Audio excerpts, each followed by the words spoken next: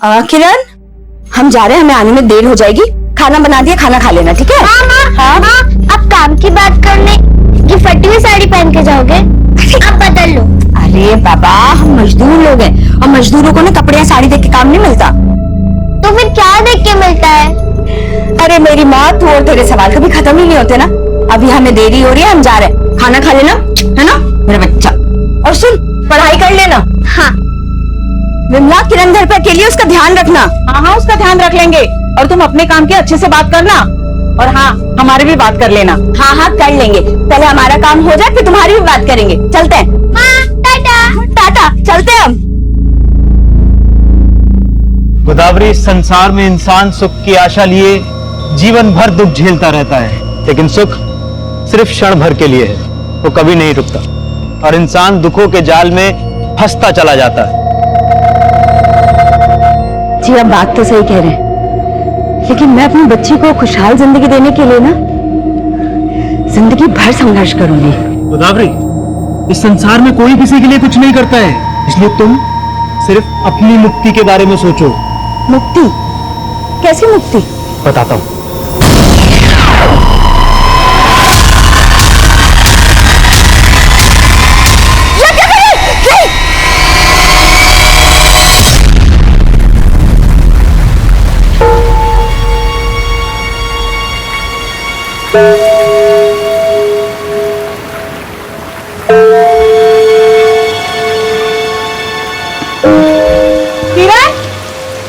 बेटा, इतनी रात को कहाँ जा रही है बारिश में?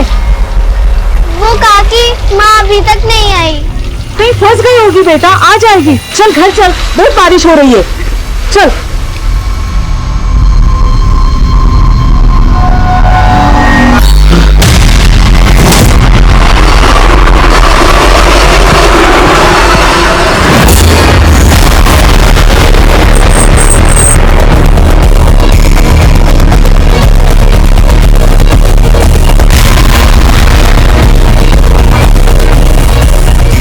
पीछे चलो, पीछे।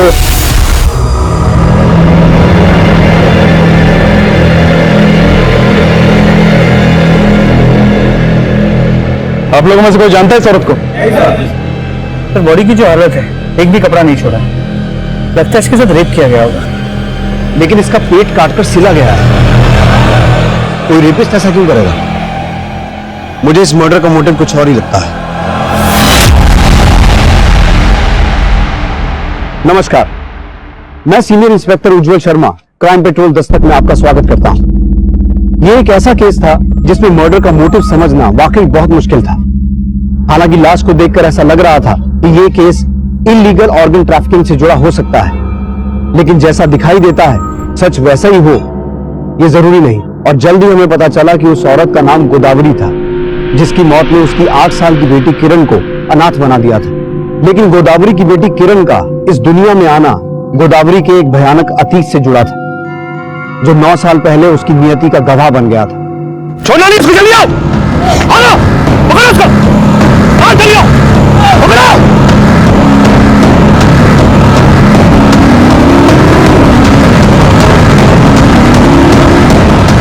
पकड़ो, छोड़ना मत बिल्कुल, चप्पा चप्पा छोड़ मत, पकड़ो। गोदावरी, यहाँ से भागना आसान नहीं है। रातों में तक हम यहीं छिपे रहते हैं। हम ये जो कर रहे हैं ये ठीक तो है ना? हमारी जात अलग है तो क्या हुआ? ये लोग हमें शादी करने से नहीं रोक सकते। बेशरम, इस 2 कौड़ी के लड़के के लिए अपने खानदान और गांव का मान सम्मान मिट्टी में मिला दिया तूने। नहीं बाबूजी, अब इसकी सजा मिलेगी तुम दोनों को। पकड़ लो इनको।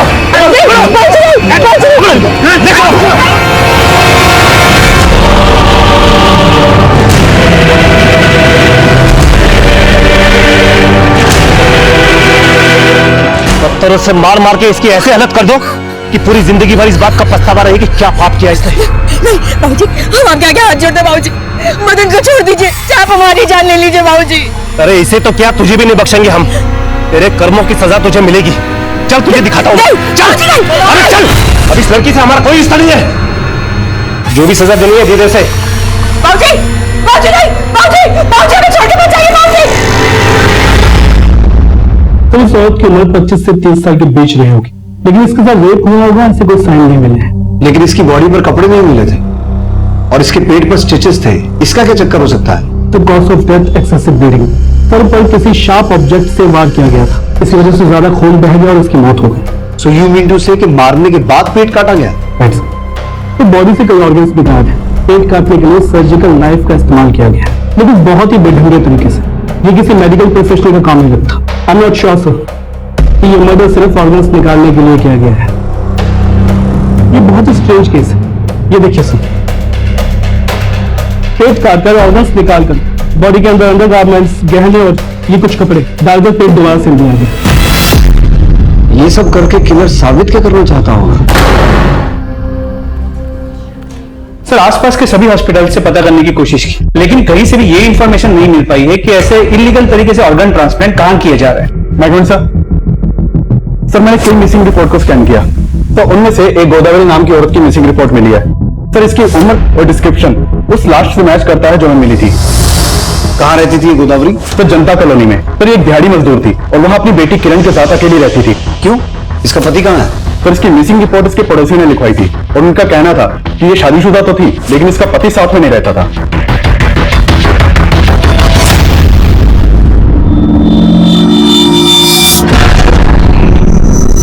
मैडम, ये लाश का चेहरा पहचान पाना मुश्किल है, लेकिन कुछ कपड़े और गहने हैं। शायद उससे कुछ। क्या ये कपड़े और गहने गोदावरी के हैं?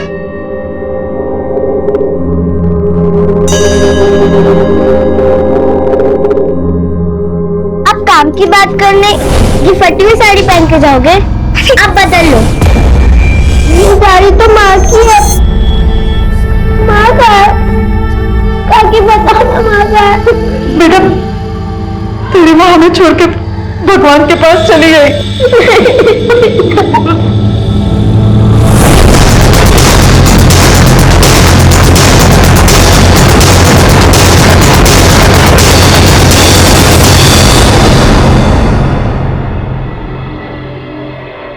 किरण बेटा, आप यहाँ मम्मी के साथ अकेले रहते थे, तो आपके पापा कहाँ रहते हैं? मालूम नहीं, मैंने तो उन्हें कभी नहीं देखा। पापा को कभी देखा ही नहीं, लेकिन आपकी मम्मी ने आपको पापा के बारे में कुछ तो बताया होगा। किरण मेरा बच्चा खेल रही है? हाँ। कैसी? अच्छा स्कूल का काम किया? हाँ माँ, और पता है टीचर ने कहा है कि कल फादर्स डे है और टीचर ने कहा है कि अपने पापा के साथ फोटो खिंचा के लाना है। माँ आप पापा को बुला लीजिए ना, मुझे उनके साथ फोटो खिंचानी है। नहीं बेटा वो नहीं आ पाएंगे। माँ मैंने तो उन्हें कभी देखा भी नहीं है, क्या वो हमसे गुस्सा है? नहीं बेटा गुस्सा नहीं है, पर तो वो आते क्यों नहीं है? आ जाएंगे।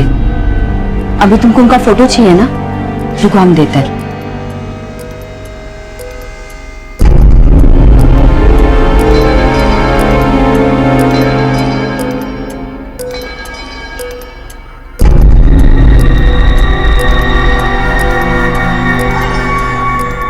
ये लो फोटो।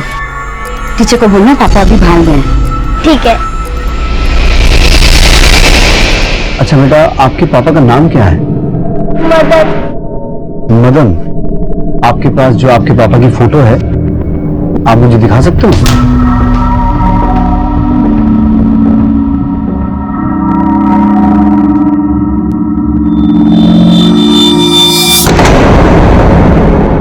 सब गोदावरी के पति को तो आज तक मैंने नहीं देखा। ये गोदावरी अपनी बेटी के साथ यहाँ कब से रह रही थी? करीब 7 साल से। हम दिहाड़ी मजदूर है साहब। 7 साल पहले गोदावरी अपनी बेटी किरण को गोद में लेके ठेकेदार के पास काम मांगने आई थी, तभी उसे पहली बार देखा। दीदी ठेकेदार जी कहाँ मिलेंगे? वो तो बाहर गए हैं, शाम को आएंगे। क्यों?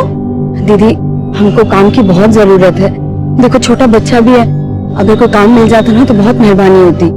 हाँ ठेकेदार जी बोल तो रहे थे उनको और मजदूरों की जरूरत है, लेकिन वो शाम को आएंगे।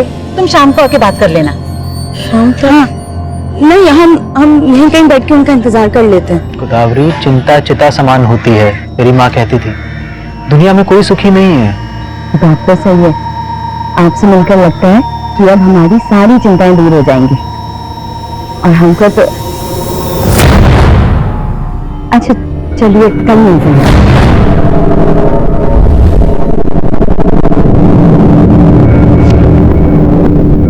गोदावरी कौन था वो और क्या बात कर रही थी?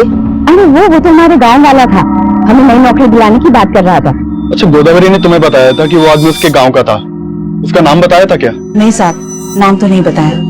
तो गोदावरी की पड़ोसन ने उस आदमी को ठीक से नहीं देखा था, इसलिए उसका स्केच नहीं बनवा सकती।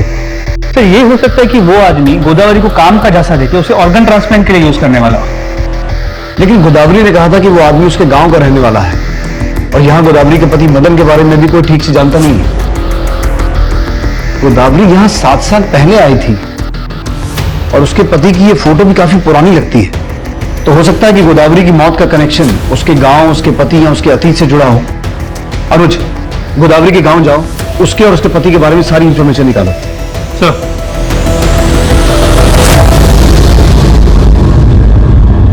दीदी, अगर दर्द ज्यादा हो रहा है तो दर्द को दूर करने के लिए इंजेक्शन दे दूं?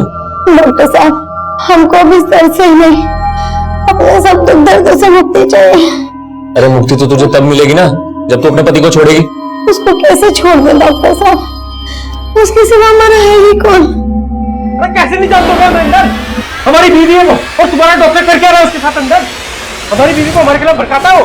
बुला साले को उसको बाहर, बुला उसको बाहर। अरे है कहाँ वो डॉक्टर, निकालो उसको बाहर साले को। अच्छा, एक तो चोरी, ऊपर से सीना चोरी। सीना चोरी हम नहीं कर रहे डॉक्टर, सीना चोरी तुम कर रहे हो। दीदी बीवी है हमारी, हम उसको मारे, उसको काटे, उसके साथ कुछ भी करे। तुम होते कौन हो बीच में बोलने वाले?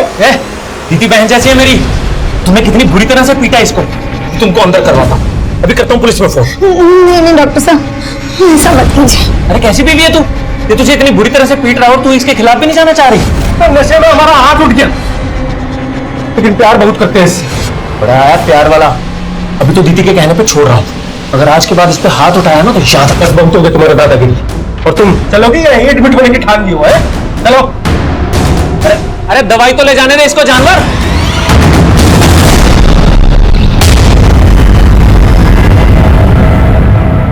सुनिए, हमें बनवारी जी से मिलना है। हमें बनवारी से नहीं चाहिए। दिल्ली पुलिस। दरअसल दिल्ली में हमें आपकी बेटी गोदावरी की लाश मिली। आपको ताज्जुब नहीं हुआ?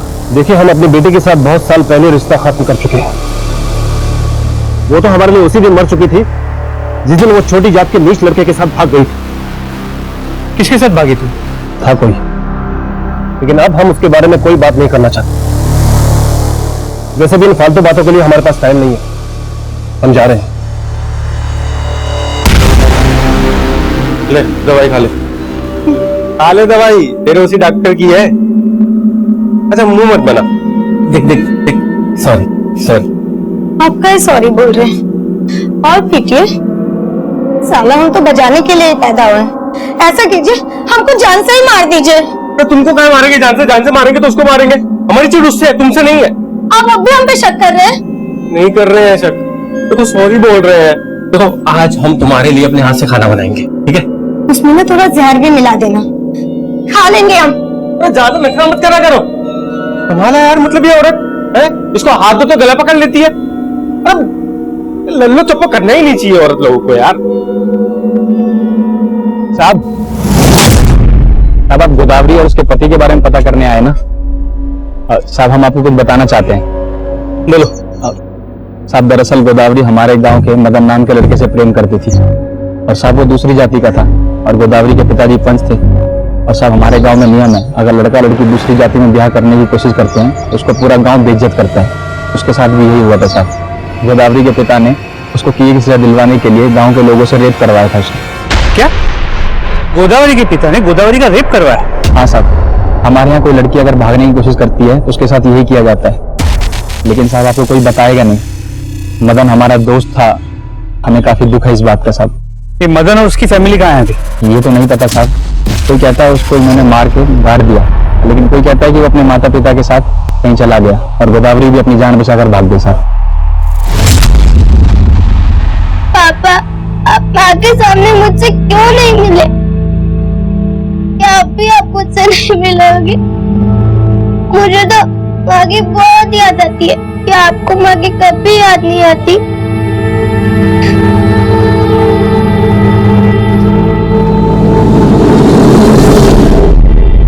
क्या गोदावरी के पिता बनवारी ने खुद अपनी बेटी का रेप करवाया? तो उस नरोत्तम नाम के आदमी ने तो यही कहा। ऐसा मैंने नोटिस किया। गोदावरी के पिता को गोदावरी के मौत के बारे में सुन के जरा भी दुख नहीं हुआ। और उस नरोत्तम के अलावा गांव में कोई भी मदन और गोदावरी के बारे में बात करने के लिए तैयार नहीं है। तो जाहिर है कि ये नरोत्तम शायद सच कह रहा है। तो फिर वो आदमी कौन था जिसके बारे में गोदावरी ने अपने पड़ोसियों को बताया था कि वो उसे काम दिलवाने वाला है और उसके गांव का ही है? तो नरोत्तम को मैंने इस बारे में पूछा, लेकिन उसे कोई आइडिया नहीं। और सर मदन और उसकी फैमिली के बारे में भी कोई लीड नहीं मिल पाई। नरोत्तम को तो ये भी डाउट है कि मदन जिंदा भी है या नहीं। तो फिर गोदावरी ने अपनी बेटी और अपने पड़ोसियों को ये क्यों बता रखा था कि उसका पति जिंदा है? तो कहीं ऐसा तो नहीं कि जो आदमी गोदावरी को काम दिलाने वाला था वो मदन हो? गोदावरी गैंग रेप की विक्टिम थी। 9 साल पहले जब वो अपने गांव से बच के भागी तब मदन भी उसके साथ बच के भागा हो, ये कंफर्म नहीं है। और पिछले 7 साल से मदन अपनी वाइफ के साथ दिखा नहीं है। तो फिर ये भी कंफर्म नहीं है कि किरण मदन और गोदावरी की ही बेटी है। तो मतलब आपका कहना है कि ये किरण रेप चाइल्ड है और शायद इसीलिए मदन उसे नहीं अपना रहा। कहानी कुछ भी हो सकती है अनुज। अगर गोदावरी की हत्या उसके अतीत से जुड़ी है तो फिर वो उसका पिता भी हो सकता है या फिर वो रेपिस्ट जिन्होंने मिलकर उसका गैंग रेप किया था। तो जिन लोगों ने गोदावरी का रेप किया उनमें से कुछ के नाम मुझे नरोत्तम ने बताया। मैंने नरोत्तम को कहा कि कोर्ट में आके गोदावरी के पिता और उन लोगों के खिलाफ गवाही दे, लेकिन वो डर गया। नहीं साहब, हम कोर्ट में कुछ नहीं कह पाएंगे साहब। अब ये लोग बहुत खतरनाक है साहब, हमें भी मार डालेंगे। जिन लोगों के नाम नरोत्तम ने बताया लोकल पुलिस की मदद से तहसीलदार ऑफिस से मैंने उनकी डिटेल्स निकलवाए। तो ये उनकी फोटोज।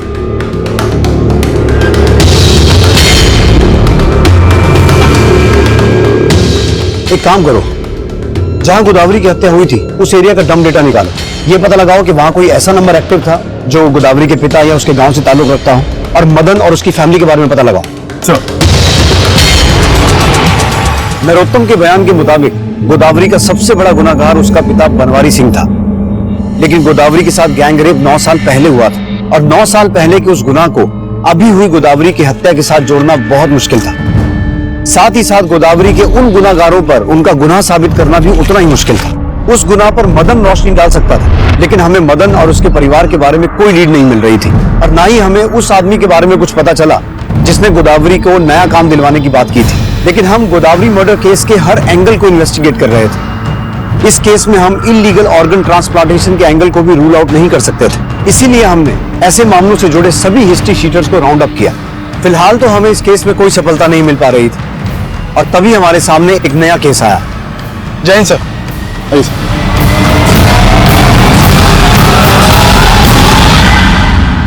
सर, इस लड़की की लाश भी उस हालत में मिली है जैसे हमें गोदावरी की लाश मिली थी। ये देखिए सर, इसके सर पर भी बुरी तरह से वार किया गया है। सर, इसके पेट को भी काटा गया है और फिर सिल दिया गया है। और इसकी बॉडी पर भी कपड़े नहीं है। तो क्या वाकई ये दोनों केसेस इलीगल ऑर्गन ट्रैफिकिंग से जुड़े हुए हैं? देखिए सर, इस एरिया में इस तरह का काम करने वाले जितने भी गैंग्स हैं, हमने उन सबको खंगाला और हमारी खबरों से भी कोई लीड नहीं मिल पा रही है जो इस एंगल को कंफर्म कर सके। तो कहीं किलर हमारा ध्यान भटका तो नहीं रहा? हमारा ध्यान इलीगल ऑर्गन ट्रैफिकिंग की ओर जाए और उसकी आड़ में। हाँ सर, इस बात की पॉसिबिलिटी हो सकती है। सर, ये किलर तो समझ में नहीं आ रहा है। एक ही मोडस ऑपरेंडी से 2 औरतों का मर्डर। अभिषेक, इस लड़की का गोदावरी से कोई कनेक्शन तो नहीं है? अरे दीदी यहाँ नहीं है तो कहाँ है? हमसे बात नहीं आती थी वो। अरे इस बार नहीं आई, कितनी बार समझाऊं तुझे? एक बार में समझ में नहीं आता। जा रहा डॉक्टर, तू झूठ बोल रहा है। तू झूठ मैं बोल रहा हूँ कि तू बोल रहा है? तू ही हमेशा उसको पीटता था। ऐसा तो नहीं कि इस बार तूने कहीं मार के उसको फेंक दिया और यहाँ के ड्रामा कर रहा? तो दिमाग खराब है, हम अपनी बीवी को मारेंगे। समझ क्या रखा है तूने हमको? अरे आज के बाद यहाँ आ गया ना तो काट के रख दूंगा तुझे। अरे छोड़ेंगे नहीं तुमको, बंद करा देंगे तुम्हारा एक क्लिनिक बता रहे हैं। तो इसमें कोई दो राय नहीं। इस लड़की को भी वैसे ही मारा गया जैसे गोदावरी, और इसकी बॉडी पर भी रेप के कोई साइन नहीं है। पर इसका भी पेट काट कर ऑर्गन्स निकाले गए और फिर पेट के अंदर ये कपड़े, अंदर गारमेंट्स और गहने डालकर पेट सिल दिया गया। सर, ये किलर तो साइको लग रहा है। इस लड़की का गोदावरी से कोई कनेक्शन है? सर, गोदावरी की बेटी और पड़ोसियों से बात हुई लेकिन ऐसा कोई भी कनेक्शन नहीं मिला। अभिषेक, सर, हमारे पुलिस स्टेशन में एक दिति नाम की लड़की की मिसिंग रिपोर्ट फाइल हुई है। सर, दिति वही लड़की हो सकती है जिसकी हमें लाश मिली थी, क्योंकि जिस दिन हमें लाश मिली उसके एक दिन पहले ही दिति मिसिंग हुई थी। मिसिंग कंप्लेंट किसने लिखवाई? सर, दिति के हस्बैंड लालटू ने। दिति नहीं है सर, क्या तुम उन्हें पहचानते हो?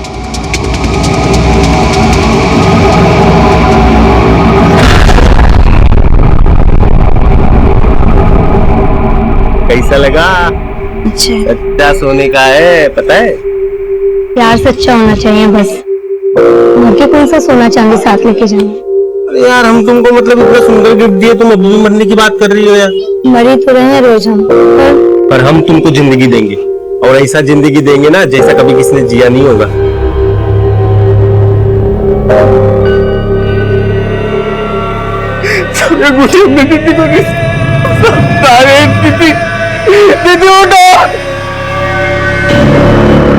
लालटू, ये गोदावरी है। इसकी हत्या भी उसी तरीके से की गई जैसे दीति को मारा गया था। तुम जानते हो इसे?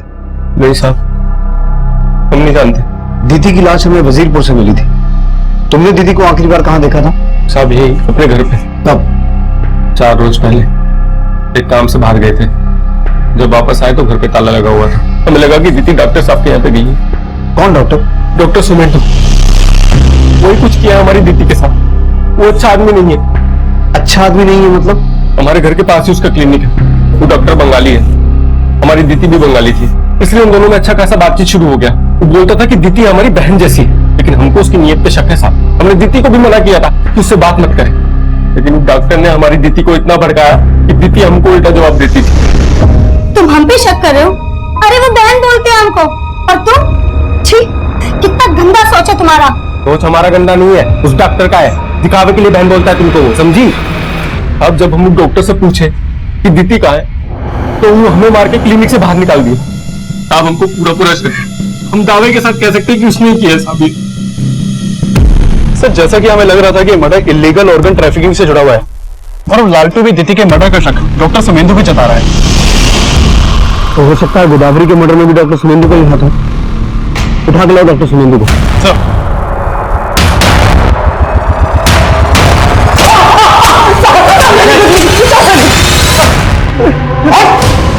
साहब लालटू झूठ बोल रहा था। अब दीदी को तुम अपनी बहन जैसे मानता था। मैंने कभी उस पर गलत नजर नहीं रखी साहब। हाँ, तेरी नजर तो उसके ऑर्गन्स पे थी ना। ऑर्गन? ऑर्गन की बात कर। दीदी को मारकर उसकी बॉडी में से वाइटल ऑर्गन्स निकाले गए थे, और सिर्फ दीदी नहीं, 15 दिन पहले गोदावरी को भी इसी तरीके से मारकर उसके ऑर्गन्स भी निकाले गए थे। अब मुझे सिर्फ इतना बता कि ये ऑर्गन्स को बेचता किसको है? साहब मैं ऐसा वैसा डॉक्टर नहीं हूँ साहब, मैं तो मामूली से फिजिशियन हूँ। फिर वो सर्जन कौन है जिसके लिए तूने उन औरतों को झांसा देकर उनका मर्डर किया? साहब मैंने किसी को नहीं मारा साहब, बल्कि मुझे तो शक है कि लालटू ने दीदी को मारा होगा। तू ऐसे नहीं बोलेगा। अभिषेक, ऑपरेशन करो डॉक्टर साहब का। साहब साहब साहब साहब मैं झूठ नहीं बोल रहा हूँ साहब। दीदी तो लालटू की बीवी भी नहीं थी साहब, वो तो उसको बंगाल से खरीद कर लेकर आया था। खरीद कर लाया था? हाँ साहब, वो उसको खरीद कर लेकर आया था साहब। उसको गुलाम बना के रखा था, बहुत मारता पीटता था साहब। दीदी तो कितनी बार मेरे पास आके अपनी आप बीती सुना चुकी थी। दीदी पानी सर के ऊपर से निकल रहा है, तुम पुलिस में कंप्लेंट क्यों नहीं कर देती हो? अरे मैं तुम्हारा साथ दूंगा। नहीं डॉक्टर साहब, हम ऐसा नहीं कर सकते। लेकिन दीदी आपके पास आने से डरती थी साहब। अगर आपको यकीन ना हो तो आप उसके पड़ोसियों से जाके पूछ लीजिए, कैसे जानवरों की तरह मारता था उसको।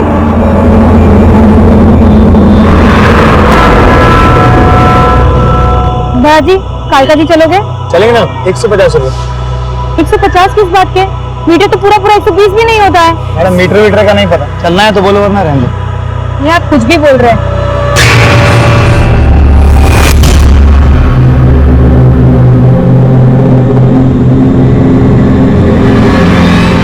5 साल कोई औलाद नहीं दे पाई, ऊपर तो मेरे पैसे पर भी उठाती है। तो बच्चे के लिए जाते हैं उस औरत के पास? हाँ जाता हूँ, और उससे शादी भी करूंगा, समझी? अब तेरी इस घर में कोई जगह नहीं है, निकल यहाँ से। अरे बहन जी, आज बैठ जाइए, 140 दे दीजिएगा। मैंने कह दिया ना, 125 से 1 रुपए ज्यादा नहीं दूंगी। ना तेरी ना अर्चना की, 130 में चलते हैं। हाँ आप यहाँ? हाँ, मैं भी कालका जी जा रहा हूँ, चलो साथ में चलते हैं, किराया आधा आधा शेयर कर लेंगे।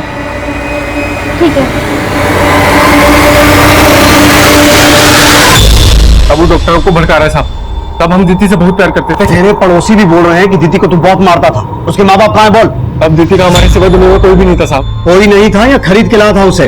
देख, हमें सब कुछ पता चल चुका है, और छुपाने का कुछ फायदा नहीं है। साहब उसको खरीद के मिला थे साहब, हम उसको नरक से निकाल के लेके आए थे साहब। जो पूछ रहा हूँ वो बता, दीदी का गांव कौन सा है? उसके माँ बाप कहाँ है? अब दीदी का इस दुनिया में कोई भी नहीं था साहब। सब दीदी वैश्या थी साहब। दीदी प्रोस्टिट्यूट थी? हाँ सर। कहानी बना रहा है। नहीं साहब, जो पूछ रहा हूँ वो बता। तब सच बोल रहा हूँ साहब, तब दीदी को खुद भी नहीं पता था कि उसके माँ बाप का है। साहब हमारी शादी नहीं हुई थी और इसलिए हम बंगाल में ऐसी जगहों पे जाते थे, तो वहीं पे हमको दीदी मिली थी साहब। तो काहे हमको रोज अंदर ले आता है? हमारी सहेली जमती नहीं क्या तुझको? नहीं, जब से मिले ना तुमसे बाकी हर औरत पराया लगने लगा है हमको। प्यार हो गया तुमसे। नहीं सच्ची? तब हम दीदी को यहाँ भगाकर दिल्ली ले आए, लेकिन हमने उसे कहा था कि किसी को भी अपना अतीत मत बताना, लेकिन उसने उस डॉक्टर के आगे सब उगल दिया और वो डॉक्टर आज आपको भड़का रहा है साहब। हमारे झगड़े का जड़ भी वो डॉक्टर ही था। उसी से खार खा के हम दीदी पे हाथ उठाते थे, लेकिन साहब हम दीदी से बहुत प्यार करते थे। बात का विश्वास करो साहब, हमने दीदी को नहीं मारा।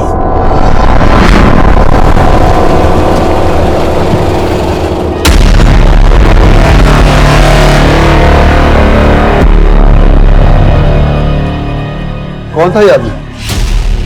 ये मेरा दोस्त था पापा। अर्चना, तेरी हरकतों की वजह से तुम्हारे पति ने तुम्हें छोड़ दिया और अब तुमने यहाँ भी यही शुरू कर दिया। इस सिंदूर और मंगलसूत्र की आड़ में क्या कर रही हो सब समझ में आ रहा है। पापा, आप अपनी ही बेटी के बारे में इतना गलत कैसे सोच सकते हैं? जो अभी मैंने अपनी आंखों से देखा उसका क्या? आपको ये दिख रहा है, लेकिन अपने दामाद की हरकतें वो नहीं दिखती आपको। उसके लिए तो आपने अपनी आंखें मूंद ली है जब वो मेरे रहते हुए किसी और औरत के साथ रिश्ता रखता है। एक मिनट, इसका मतलब इस आदमी के साथ तुम्हारा रिश्ता है? अरे दुनिया देखेगी तो क्या कहेगी? क्यों मेरे मान सम्मान की धज्जियां उड़ा देगी? पापा, मुझे आपके मान सम्मान की फिक्र है, लेकिन फिर भी अगर आपको लगता है कि मैं कुछ गलत कर रही हूँ तो आप भी मुझे घर से निकाल सकते हैं। इस दीदी की पूरी इंफॉर्मेशन निकाली। ये बंगाल के आसनसोल एरिया के प्रोस्टिट्यूशन रैकेट से जुड़ी हुई थी। इस लालटू का भी वहां काफी आना जाना था। डॉक्टर सुमेंदु के खिलाफ कुछ मिला? तो उसके कांटेक्ट में जितने भी डॉक्टर्स हैं और बाकी लोग हैं, सबके बैकग्राउंड चेक की, लेकिन कुछ भी सस्पिशियस नहीं मिला। और गोदावरी का मर्डर जिस एरिया में हुआ था वहां ऐसा कोई नंबर एक्टिव नहीं था जिसका कनेक्शन गोदावरी के किसी गांव वाले से हो। इन दोनों औरतों के मर्डर का मोडस ऑपरेंडी सेम है। उसको देखकर ऐसा लगता है कि कातिल भी एक ही आदमी होगा, लेकिन इन दोनों का आपस में कोई कनेक्शन नहीं मिल रहा है। तो इसके अलावा इस मदन के बारे में कोई इंफॉर्मेशन नहीं मिल पा रही। ये भी समझ में नहीं आ रहा कि ये मदन और उसकी फैमिली जिंदा भी है या मर चुके हैं। लेकिन अगर मदन मर गया होता तो गोदावरी सुहागन बन के क्यों रहती? तो ये भी हो सकता है कि ये गोदावरी बिन ब्याह मां बनी, तो बदनामी के डर से सबको झूठ बोल रही है। दीदी और गोदावरी, इन दोनों के अतीत में दुख और मुसीबतों की एक कहानी छिपी है। दीदी प्रोस्टिट्यूट थी, गोदावरी का गैंग रेप हुआ था। गोदावरी अपने गांव से 9 साल पहले भागी थी और यहां लोग उसको पिछले 7 साल से जानते हैं। तो बीच के 2 साल वो कहां रही होगी? कहीं ऐसा तो नहीं कि दीदी की तरह गोदावरी को भी प्रोस्टिट्यूट बना दिया गया हो? मतलब इन दोनों के मर्डर का कनेक्शन प्रोस्टिट्यूशन रैकेट से जुड़ा हुआ हो सकता है।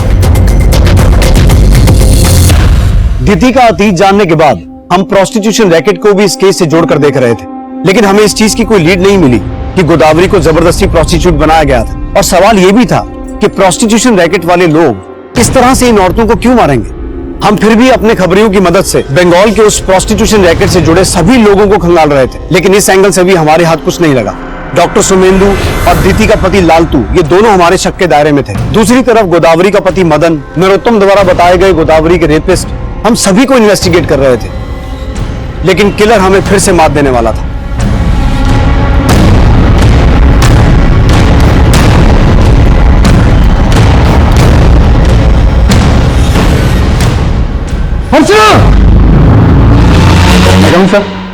सर, कालका जी में एक और औरत का मर्डर हुआ है।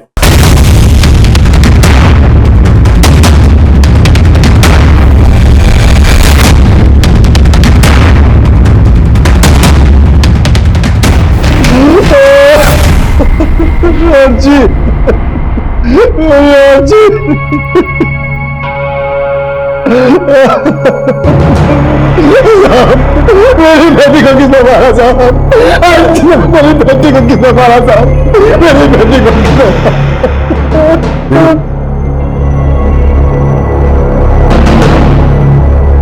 तो इसका मर्डर तो बिल्कुल गोदावरी और दीदी की तरह किया गया है।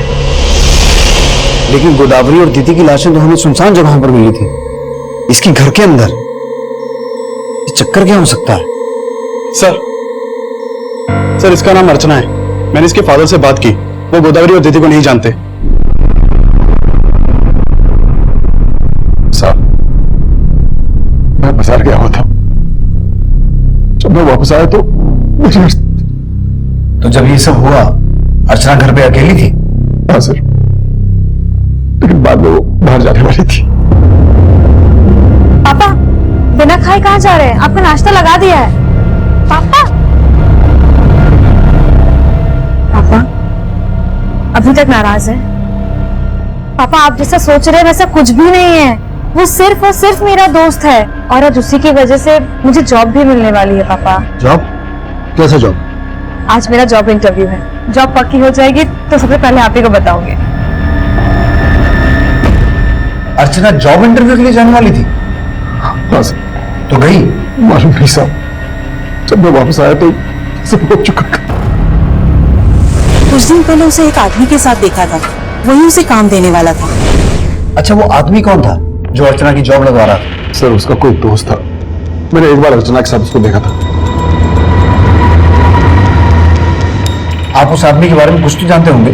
कहाँ रहता है, क्या नाम है? नहीं सर, अर्चना ने कुछ नहीं बताया था उसके बारे में। आप उसका स्केच बनवा सकते हैं? सर मैंने उसे इतने ध्यान से देखा ही नहीं था। आपको क्या लगता है अर्चना को इस तरीके से कौन मारेगा? अर्चना का उसके पति के साथ झगड़ा था और 6 महीने पहले अर्चना क्या नाम है अर्चना के पति का? सर उमेश, ओखला में रहता है। तो ओखला जनता कॉलोनी के पास, जहाँ पे गोदावरी और दीदी दोनों का कहीं ऐसा तो नहीं कि अर्चना के पति का गोदावरी और दीदी के मर्डर से भी कनेक्शन हो? अर्चना के फादर ने बोला कि आज अर्चना का जॉब इंटरव्यू था। वही गोदावरी भी काम के सिलसिले में किसी आदमी से मिल रही थी जिसके बारे में हमें कुछ पता नहीं चला। और अर्चना के फादर भी बोल रहे हैं कि उन्हें उस आदमी के बारे में कुछ पता नहीं था जो अर्चना को जॉब दिलवाने की बात कर रहा था। आई स्ट्रांगली फील कि ये एक ही आदमी है और हो सकता है उसने दीदी को भी जॉब दिलवाने का झांसा दिया हो। अनुज, तुम अर्चना के फ्रेंड्स और फैमिली वालों से मिलो, हो सकता है उस आदमी के बारे में कोई लीड मिले और अर्चना के पति को भी खंगालो। सर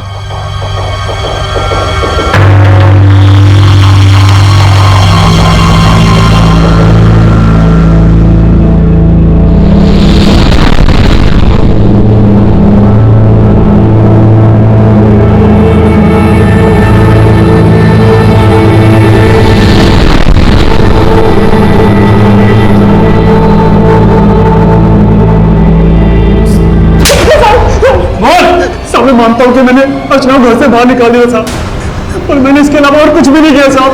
मैं सच बोल रहा हूँ साहब।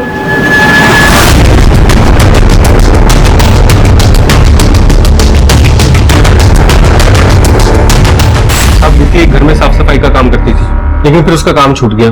तो दीदी को नया काम ढूंढ रही थी? हाँ साहब, लेकिन उसको कोई काम मिल नहीं रहा था। कोई ऐसा आदमी था जिसने दीदी को ये कहा हो कि वो उसे नया काम दिलवाएगा? साहब हम आपसे कहे ना कि वो डॉक्टर ही ऐसा आदमी है जिसको दीदी भाई मान के मिलती थी, और वो डॉक्टर ही मारा है दीदी को।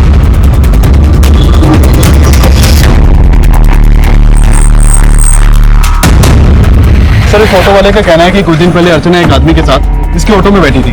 हाँ साहब, दोनों मेरे ऑटो में बैठे थे। 150 किस बात के?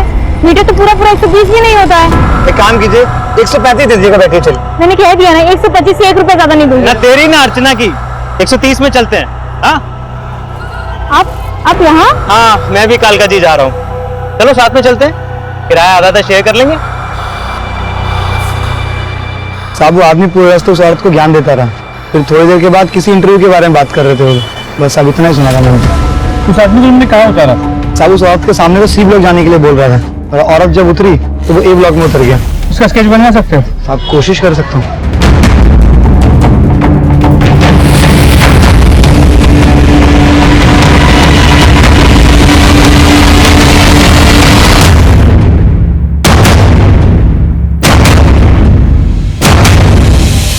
आपको पता है महंगाई कितनी बढ़ गई है? 4 बच्चे हैं मेरे और आप सब मुझे 3000 रुपए महीना देते हैं। अब मैं यहाँ तभी आऊंगी जब आप मुझे 4000 रुपए महीना देंगे, समझे? ये जरूर औरतों को काम का झांसा देकर उन्हें अपना शिकार बनाता होगा। लेकिन सर उनके ऑर्गन्स निकाल के उन्हीं के कपड़े और जेवर उन्हीं के पेट में डाल के सिल देना, मकसद समझ में नहीं आ रहा। हो सकता है साइको किलर हो या फिर किसी ऑर्गन ट्रैफिकिंग गैंग का मेंबर। लेकिन सर अगर ऑर्गन ट्रैफिकिंग गैंग का मेंबर होता तो उनके कपड़े उनके पेट में डाल के सील क्यों देता? हमें झांसा देने के लिए। पता करो डॉक्टर सुमेंदु या इस केस के किसी भी सस्पेक्ट से इसका कोई कनेक्शन है क्या? इसका क्रिमिनल रिकॉर्ड चेक करो, और गोदावरी, अर्चना और दीदी, इन तीनों से जुड़े जितने भी लोग हैं उन सभी से इसके बारे में पता करो। देखो शायद कोई लीड मिले। सर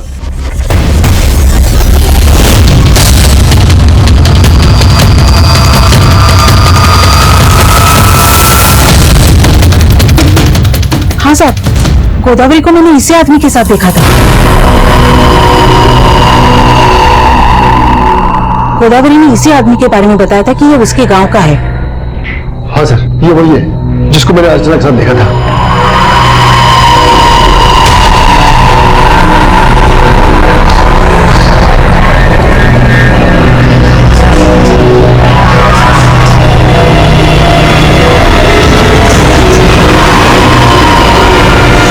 तो जिस आदमी का स्केच सामने आया, उसका चेहरा इस रघुवीर नाम के क्रिमिनल के साथ मैच करता है। इस रघुवीर को अपने माँ के ही मर्डर के केस में 14 साल की सजा हुई थी, लेकिन अच्छे बर्ताव की वजह से इसकी सजा 2 साल कम कर दी गई। ये 2 साल पहले ही रिहा हुआ है। तो रिहा होने के बाद से कहाँ है? तो रिहा होने के बाद से तो गायब है, लेकिन रहने वाला गोरखपुर का है। मैंने गोरखपुर पुलिस को अलर्ट कर दिया। यहाँ दिल्ली में ये एक के बाद एक 3 औरतों का मर्डर कर चुका है। गोदावरी, दिति और अर्चना के बाद जरूर ये किसी और को टारगेट करने की फिराक में होगा। अनुज, दिल्ली और नेबरिंग स्टेट्स में इसकी फोटो सर्कुलेट करवाओ और उन्हें इससे अलर्ट रहने को कहो, और किसी भी तरीके से ये पता लगाओ कि ये कहाँ हो सकता है। सर,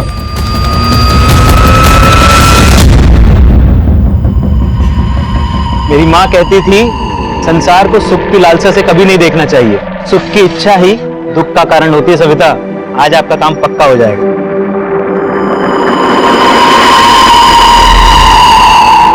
चले? हाँ चलिए। चलिए।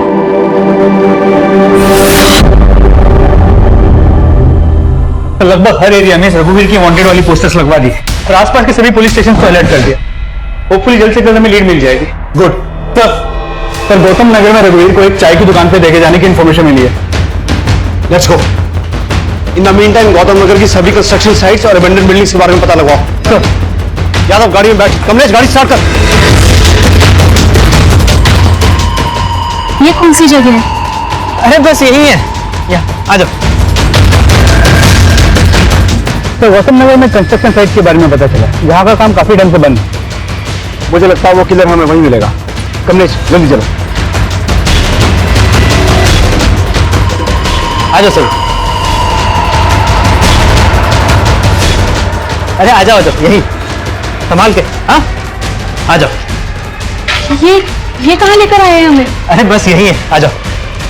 पर यहाँ हमारा इंटरव्यू कौन लेगा? हम लेंगे। तुम? हाँ सविता, अगर तुम 4,000 रुपए की जगह 4 लाख रुपए महीना भी कमाओगी ना, तब भी ये दुख तुम्हारा पीछा नहीं छोड़ेगा। तुम्हें मुक्ति की जरूरत है। मुक्ति? हाँ, मुक्ति।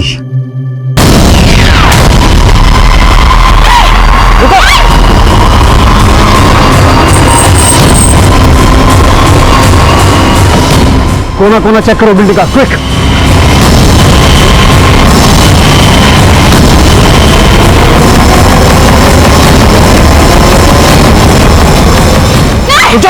सविता, सविता, क्यों भाग रही हो?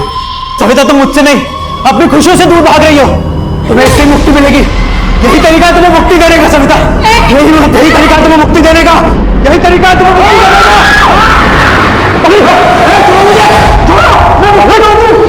मुक्ति दे। जाएगा मुक्ति? जाएगा मुक्ति? नहीं जाते। छोड़ो मुझे, छोड़ो, मैं मुक्ति दे दूं।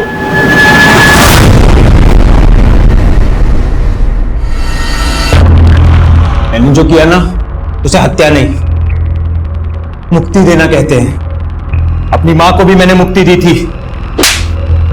तेरी माँ जो तुझे इस दुनिया में लेके आई, उसे मार के बड़े गर्व से बोल रहा है कि उसे मुक्ति दी थी। आपको पता है, मेरी माँ 10 साल से घुटनों के दर्द से परेशान थी। ना उठ सकती थी, ना चल सकती थी, बस बिस्तर पे पड़ी पड़ी दुख झेल रही थी। इसलिए मैंने उसे मुक्ति दे दी। और वैसा ही दुख मैंने गोदावरी के जीवन में देखा था। दुखी लोगों को मैं अपना मित्र बना लेता हूँ और मित्र अपना दुख बांट लेते हैं। गोदावरी ने बताया था मुझे कैसे उसका बलात्कार किया गया और फिर उसके प्रेमी को भी मार दिया गया। मदन की हत्या की गई थी? हाँ, यही बताया था उसने मुझे। लेकिन वो दुनिया से और अपनी बेटी से झूठ बोलती थी कि वो सुहागन है। उसके पेट में जो बच्चा था ना, वो रेपिस्ट का बच्चा था। लेकिन फिर भी उसने उसे इतना बड़ा किया, और उसे मिला क्या? दुख। ढंग का काम नहीं था बेचारी के पास। इतना सब कुछ सह के भी तंगी में जी रही थी, इसलिए मैंने उसे मुक्ति दे दी। जी, आप बात तो सही कह रहे हैं, लेकिन मैं अपनी बच्ची को खुशहाल जिंदगी देने के लिए ना जिंदगी भर संघर्ष करूंगी। गोदावरी, इस संसार में कोई किसी के लिए कुछ नहीं करता है, इसलिए तुम सिर्फ अपनी मुक्ति के बारे में सोचो। मुक्ति? कैसी मुक्ति? बताता हूँ।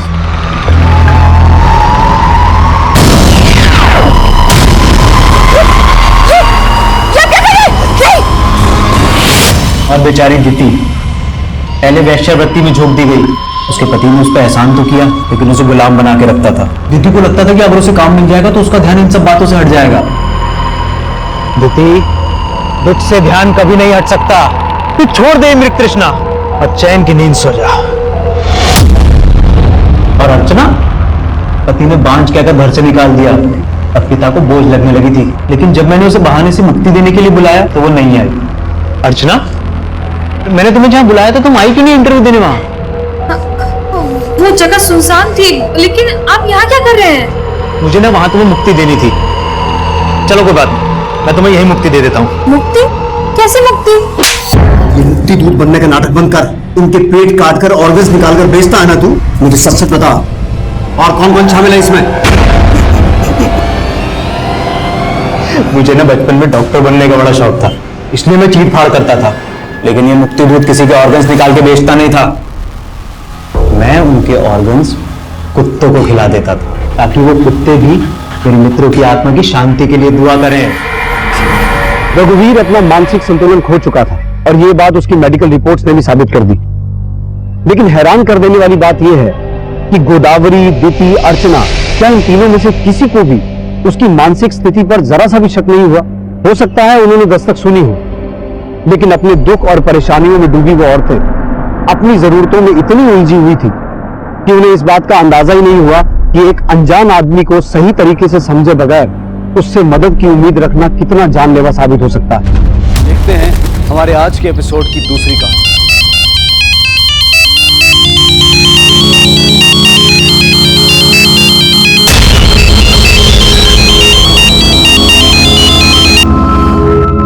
हेलो मिस्टर दर्शन नायर, आपने अपना प्रॉमिस तोड़कर अच्छा नहीं किया। रेवती? हाँ रेवती, अभी आपको अपना गलती सुधारना पड़ेगा।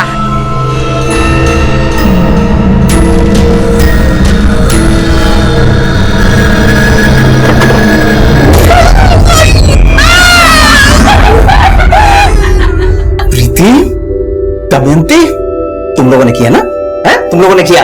अब्बा, आज आपने बोला था कि आप हमें फन सिटी लेके जाओगे, लेकिन आप नहीं लेकर गए और इसीलिए हमने आपको जोकर बना दिया। अब्बा, अभी आपको अपना प्रॉमिस पूरा करना पड़ेगा और हम सबको कल फन सिटी लेके जाना पड़ेगा। हाँ ओके बाबा ओके, हम तुम सबको फन सिटी लेके जाएगा, नहीं तो तुम लोग मेरा ड्रैकुला बना देगा।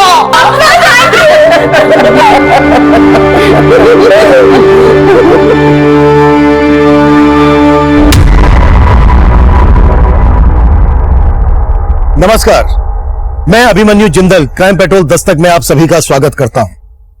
आज जो केस मैं आप लोगों के सामने रखने जा रहा हूं, ये एक ऐसा केस है जो आप सबके लिए देखना बहुत जरूरी है, क्योंकि ये केस सिर्फ एक परिवार तक सीमित नहीं था। इस केस के खुलासे, क्राइम का मोडस ऑपरेंडी ऐसा है जिसमें कोई भी आम आदमी इसका शिकार बन सकता है। आज जब आप ये एपिसोड देख रहे हैं, हो सकता है इस दौरान भी कोई मासूम इस तरह के अपराध का शिकार बन रहा हो।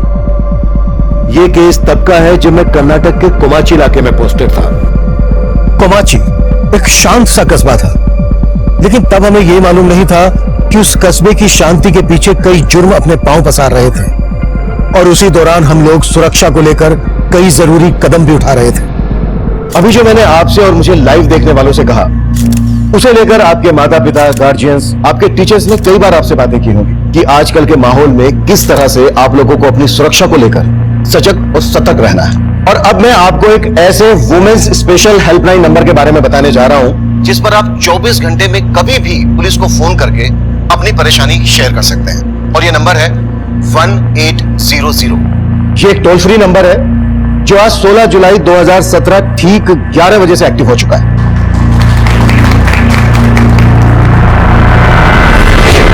अगर आप किसी ऐसे रास्ते से गुजर रहे हैं जो आपको लगता है कि वो रास्ता सेफ नहीं है, जहां रोड साइड मजनुओं का जमघट है, या आप किसी भी मुसीबत की घड़ी में हैं, तो प्लीज आप तुरंत इस हेल्पलाइन नंबर पर कांटेक्ट कीजिए। आपका ये कॉल ऑटोमेटिकली पास के पुलिस स्टेशन और पेट्रोलिंग टीम को डाइवर्ट हो जाएगा, और इस एरिया में इस नंबर पर आई शिकायतों को मैं खुद मॉनिटर करूंगा।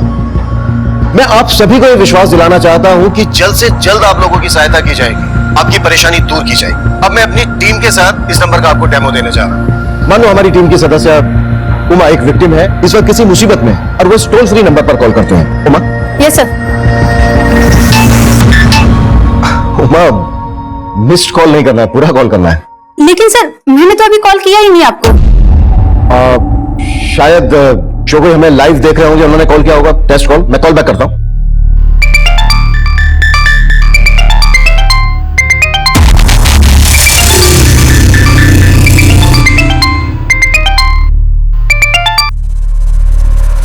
हेलो हेलो, मैं एसपी अभिमन्यु जिंदल बोल रहा हूं। क्या आप किसी परेशानी में हैं? फोन कट हो गया है, मैं दोबारा करता हूं।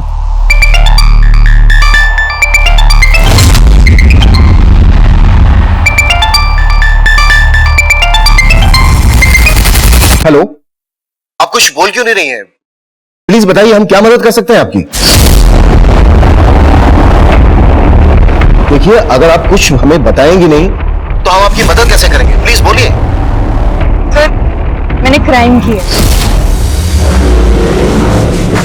देखिए, ऐसा नहीं बोलते। प्लीज आप हमें बताइए कि इस वक्त आप कहां पर हैं, आपका नाम क्या है? सर, ये लड़की इस हेल्पलाइन पर कॉल करके आत्महत्या करने की बात कर रही है। अब आप क्या करेंगे? देखिए, पहले हमें ये चेक करना होगा कि इस लड़की ने ऐसा क्यों बोला। प्लीज सर, पर ये हेल्पलाइन बनाई गई थी। Please no question please. Sir उस लड़की ने अपना मोबाइल फोन स्विच ऑफ कर दिया। उसके इस नंबर को सर्विलेंस पर रखो और पता करो कि आखिरी वक्त किस एरिया में एक्टिव था और किसके नाम पर रजिस्टर्ड है। Right sir.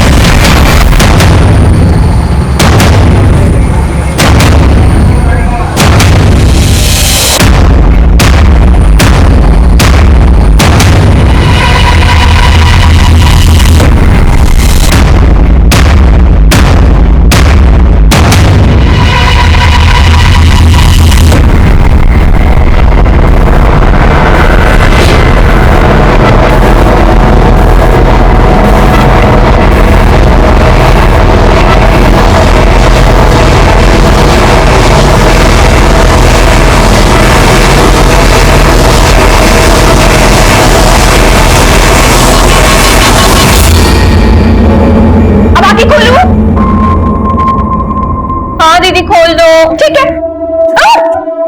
मेरे को पता है पार्टी मेरे को सपोर्ट करती है, लेकिन भले ही मुझे टिकट दे दे, तुम मेरे पास क्या किया? कर दिया ना नुकसान। अम्मा क्यों मारा इसको? हमेशा मस्ती मस्ती मस्ती, बस पक्की मस्ती करना है खाली। अम्मा बच्ची है वो, चलता है ये सब।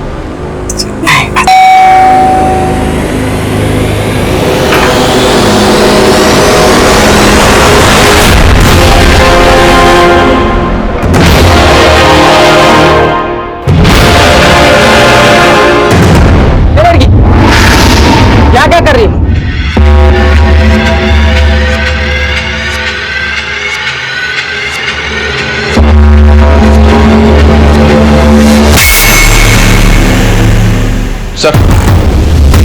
सर, उस लड़की ने जिस नंबर से कॉल किया था वो किसी मोहनलाल के नाम पे रजिस्टर्ड है, दैनिक बिहार के एड्रेस पे। और जब उस नंबर से लास्ट कॉल किया गया तब वो नंदीनगर में एक्टिव था। तुरंत मोहनलाल के एड्रेस पे जाओ। हो सकता है लड़की मोहनलाल की कुछ रखती हो। इसका नाम पता करो, फोटो लो, कैसे भी करके ये पता लगाओ कि नंदीनगर में लड़की इस वक्त कहां हो सकती है। हमारे लिए ये जानना बेहद जरूरी है कि इस लड़की ने ऐसा क्यों कहा, किसने कोई क्राइम किया है और ये सुसाइड करने वाली है।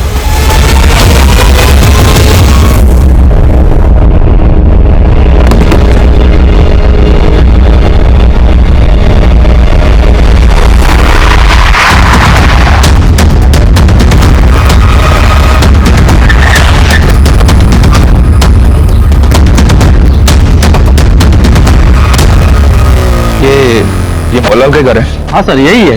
तो इनके घर में कौन कौन रहता है? सर इनका पूरा फैमिली चेन्नई रहता है। कोई नंबर वगैरह है आपके पास?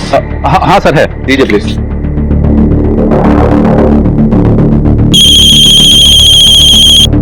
हेलो जी, आप मोहनलाल बोल रहे हैं?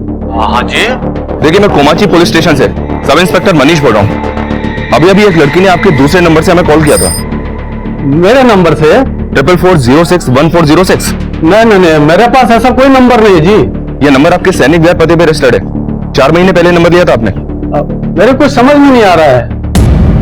हाँ, 6 महीने पहले मैं उधर गया था सर जी, एक रिश्तेदार के यहाँ मैरिज अटेंड करने गया था। उधर मैंने एक दुकान से मोबाइल सिम खरीदा था सर। वो दुकानदार मेरे डॉक्यूमेंट से मिसयूज तो नहीं कर लिया? तो क्या आप हमें बता सकते हैं यहाँ से आपने किस दुकान से सिम लिया था?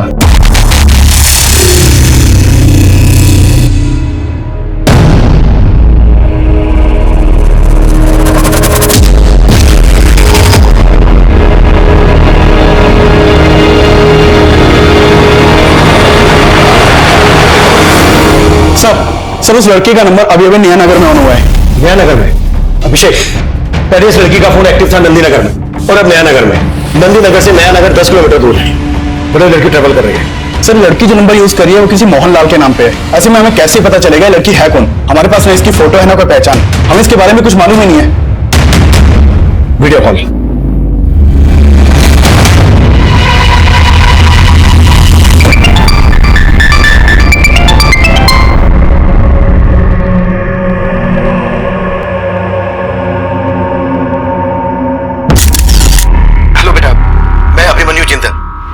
पहले आपकी मेरे से ही बात हुई थी। देखो बेटा, मैं समझ सकता हूँ आप किसी वजह से गिल्ट में हो।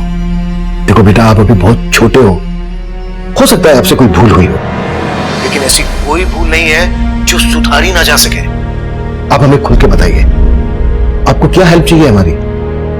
नाम क्या है बेटा आपका? आपके पेरेंट्स कौन है? अब कहाँ रहती हैं? हम आपकी मदद जरूर करेंगे। नहीं, आप मेरी कोई मदद नहीं कर सकते। स्विच ऑफ कर दिया। अभिषेक, मुझे लग रहा है ये लड़की कुछ भी कर सकती है और हमें इसको ऐसा करने से रोकना होगा। इसका फोटो मैं तुम्हें सेंड कर रहा हूं। सभी सोशल साइट्स और न्यूज चैनल में फोटो सर्कुलेट करो। देखकर तो यही लग रहा था कि ये किसी बस में ट्रेवल कर रही है। नया नगर के पास में जो भी पेट्रोलिंग टीम है उसको इसका फोटो भेजो और इसे अपडेट करो। इस लड़की की उम्र 16 से 17 साल की होगी। मतलब ये जरूर किसी स्कूल या कॉलेज में जाती होगी।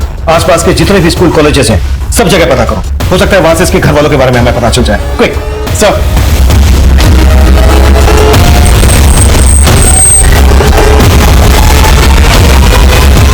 सर, इतने टाइम पहले किसने कौन से नंबर का सिम खरीदा ये मुझे कैसे पता होगा सर? और इस मोहनलाल को तो मैं ठीक से जानता तक नहीं हूँ। इस लड़की को जानते हो? शायद मोहनलाल के डॉक्यूमेंट पे ऐसे सिम दिया हो। नहीं सर, मैं इसे नहीं जानता। और सर हम ऐसा काम नहीं करते। और 6 महीने पहले तक तो बिना डॉक्यूमेंट्स के भी सिम मिल जाया करते थे। शायद वहीं से लीक हुआ वो मोहनलाल का डॉक्यूमेंट्स। ये वही लड़की है जिसने पुलिस के हेल्पलाइन नंबर पर फोन करके ये बोला था कि उसने कोई क्राइम किया है और वो सुसाइड करने वाली है। आखिर क्या वजह रही होगी, इसका पता अभी तक पुलिस भी नहीं लगा पाई है।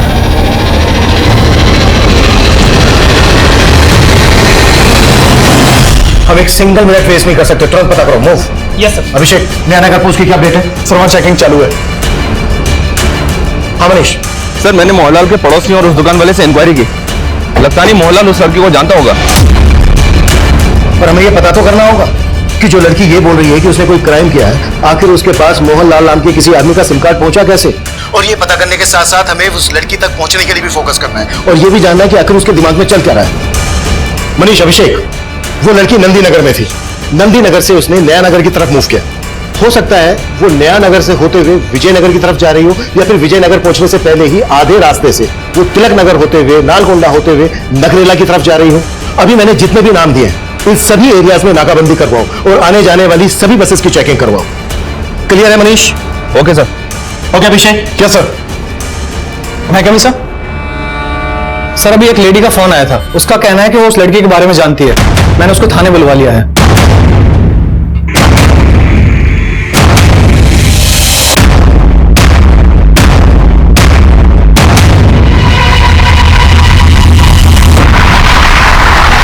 वो लड़की शायद इस वक्त नया नगर में एक बस में ट्रेवल कर रही है। इस रूट की सारी बसेस अच्छी तरह से चेक करो। होगा।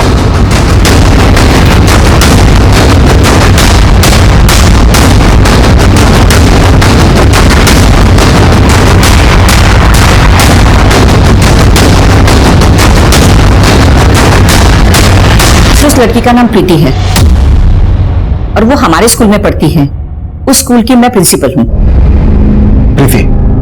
और ये प्रीति रहती कहाँ है? स्कूल के डेटाबेस से मैंने ये एड्रेस निकाला है। उसकी माँ का नाम रेवती नायर है और वो विडो है। प्रीति के फादर नहीं है? जी सर। अभिषेक, मनीष को ये एड्रेस सेंड करो और उससे कहो कि प्रीति की फैमिली से तुरंत जाके मिले। सर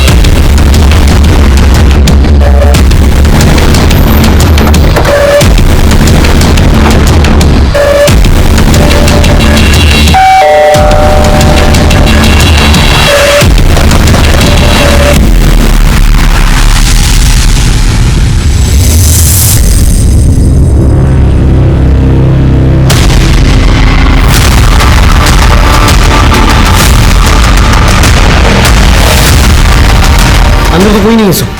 किसी पड़ोसी को बुलाओ तुरंत। जी सर। ये तो रेवती है, प्रीति की माँ। प्रीति की माँ रेवती? यहाँ प्रीति और इनके अलावा और कौन कौन रहता है? रेवती के चाचा का घर है ये। पति की मौत के बाद रेवती अपने 2 बेटियों के साथ यहीं रहती हैं, प्रीति और दमयंती। इसके अलावा इनके चाचा के बहू बेटे और 2 पोते भी रहते थे। तो बाकी फैमिली कहाँ है? सर वो शादी में गए थे, मैंने देखा था।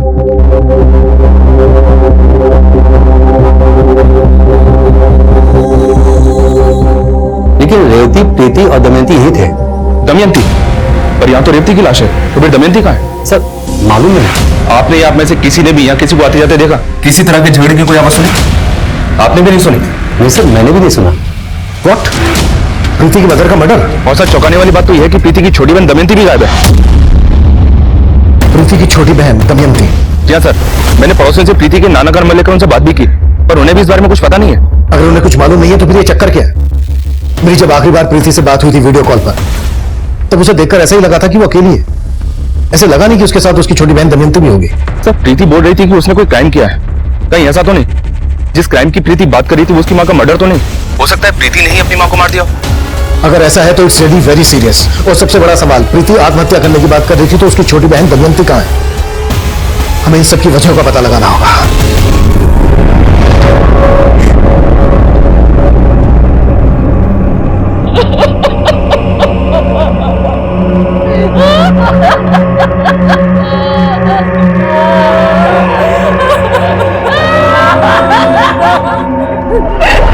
तूने जान लिए मेरे बेटे की तेरा साया भी नहीं पड़ने दूंगी इसके में। तो निकलने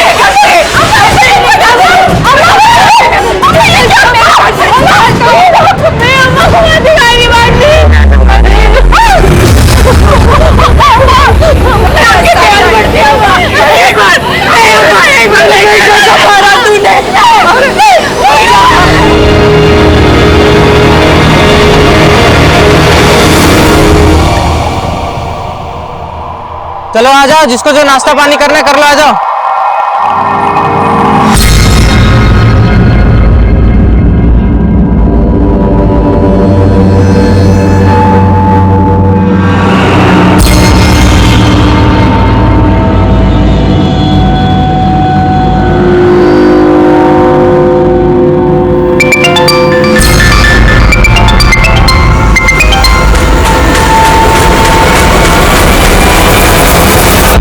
प्रीति का उसके फैमिली के साथ क्या इशू है इस बारे में मुझे कोई आइडिया नहीं है, मगर हाँ प्रीति हमारे स्कूल की ब्रिलियंट स्टूडेंट है। वो पढ़ाई में भी काफी तेज है। लास्ट ईयर 10th में उसे 2nd रैंक मिला था और सरकार की तरफ से 10th बोर्ड के जितने भी टॉपर्स थे उन सभी को टैबलेट गिफ्ट में दिया गया था। माना प्रीति पढ़ाई में अच्छी है, पर कभी आपने प्रीति में ऐसा कुछ नोटिस किया जो आपको अजीब लगा?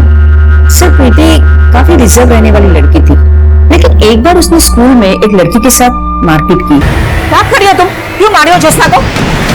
सर प्रीति एक अच्छी स्टूडेंट थी, इसीलिए उसके बिहाफ में हमने ज्योत्सना के पेरेंट को कन्विंस किया कि उसके खिलाफ कोई भी एक्शन ना ले, इससे उसका फ्यूचर स्पॉइल हो सकता था। तो प्रीति ने माफी मांग ली और सब सेटल हो गया।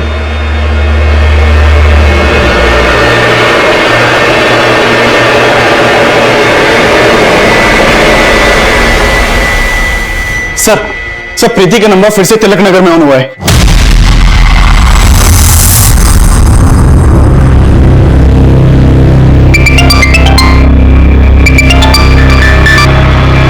कट कर दिया। प्रीति हमें मालूम चल गया है तुमने क्या किया है। तुम डरो मत, हमारे पास आओ, हम तुम्हारी मदद करना चाहते हैं।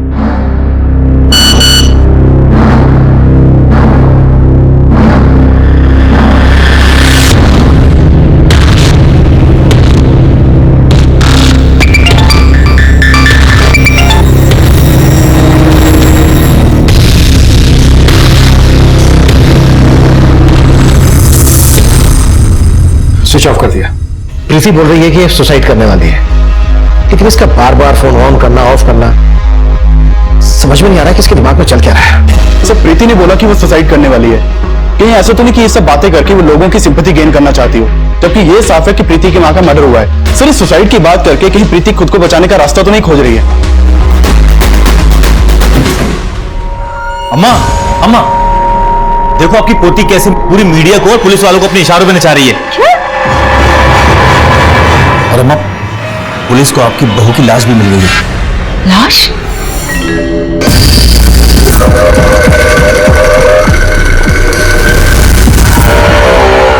सर रेवती के पति की मौत करीब 1.5-2 साल पहले हो गई थी। प्रीति का उसकी मां से किसी तरह का कोई झगड़ा? आए दिन का झगड़ा, क्योंकि ये प्रीति के सगे नाना थोड़ी थे, इसीलिए मामा मामी इन लोगों को अपना बोझ समझते थे। प्रीति के नाना सगे नहीं है मतलब? रेवती के माँ बाप तो काफी पहले ही गुजर गए थे। अब पति की मौत के बाद ससुराल वालों ने भी घर से बाहर निकाल दिया। और सर प्रीति के मामा मामी के बच्चों के साथ जब भी प्रीति का झगड़ा होता था, प्रीति की माँ बेचारी प्रीति को ही गलत ठहराती थी। तूने मेरी बुक फाड़ दी। खबरदार, आज के बाद जो मेरी बुक फाड़ी। क्या चल रहा है यहाँ? प्रीति दीदी ने मुझे मारा। मैंने कितनी बार बोला तुम दोनों को इस लड़की से दूर रहा करो। क्या हो रहा है ये सब? आपकी नवासी ने मेरे बेटे को मारा। नाना, इन लोगों ने मेरी बुक फाड़ दी। फाड़ दी तो क्या हुआ? हमारे दिए पैसों से पढ़ती है और हमारे ही बच्चों पे रौब जताती है। देखा रेवती, इस लड़की के तेवर अब बच्चों पे हाथ भी उठाती है। ये क्या है प्रीति?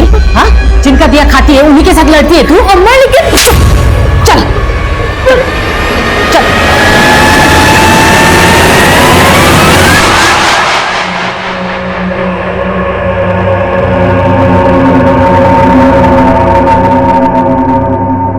पुलिस ने इस लड़की की पहचान कर ली है।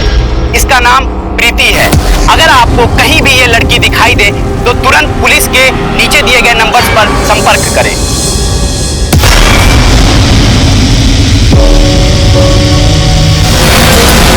प्रीति के दिमाग में क्या चल रहा है ये पता लगाने के साथ साथ ये पता लगाना भी जरूरी है कि प्रीति अगर हमसे भाग रही है तो उसकी छोटी बहन दमयंती की गायब होने के पीछे क्या चक्कर है। प्रीति का फोन इस बार नयानगर से ट्रेवल करके तिलक नगर में ऑन हुआ है।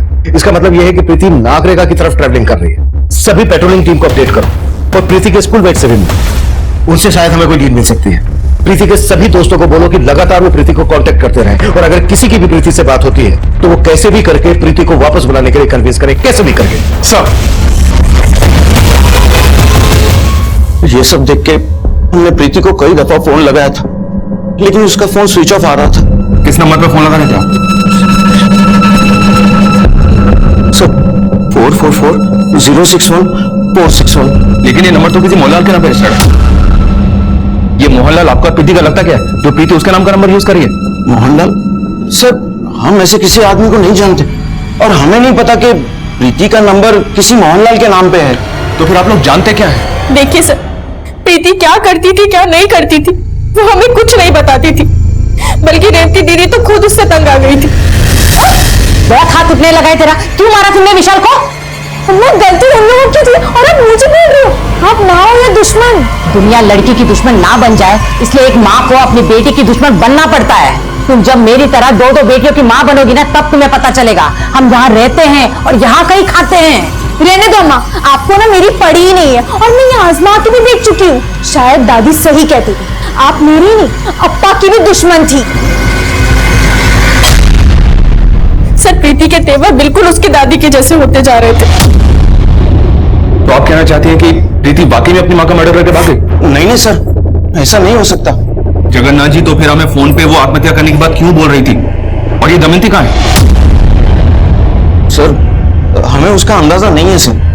सर ये सब देख के मुझे तो रेवती के ससुराल वालों पर शक हो रहा है। कैसा शक? सर रेवती की सास और देवर अच्छे लोग नहीं। उन्होंने पहले रेवती पर प्रीति के आपा के मर्डर का इल्जाम भी लगाया था। प्रीति के आपा का मर्डर? सर वो झूठा इल्जाम था। बाद में ये सब बात साफ हो गई थी कि दामाद जी की मौत हार्ट अटैक की वजह से हुई है।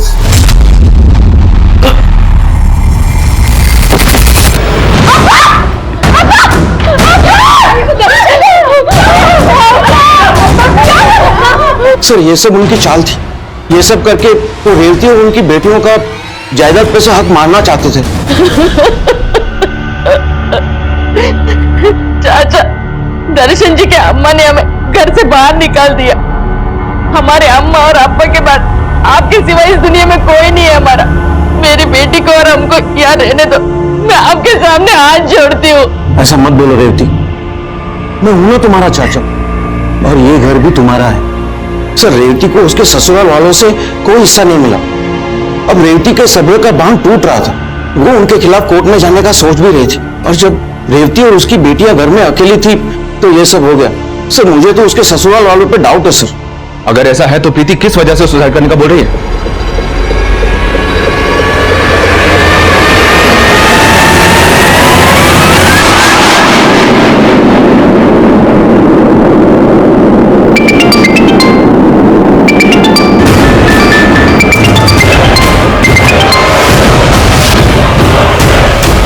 प्रीति अपने फादर के क्लोज होगी।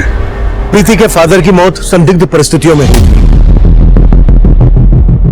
तब हम ये मानकर चल रहे थे कि अगर प्रीति की दादी प्रीति की मां पर प्रीति के फादर दर्शन की मौत का आरोप लगा रही थी, तो हो सकता है ये बात काफी पहले उसके दिलो दिमाग में घर कर गई है और रेवती का मर्डर प्रीति के फादर दर्शन की मौत का बदला हो। लेकिन इस थ्योरी पे सबसे बड़ा प्रश्न यह था कि प्रीति की छोटी बहन दमयंती कहां गायब थी।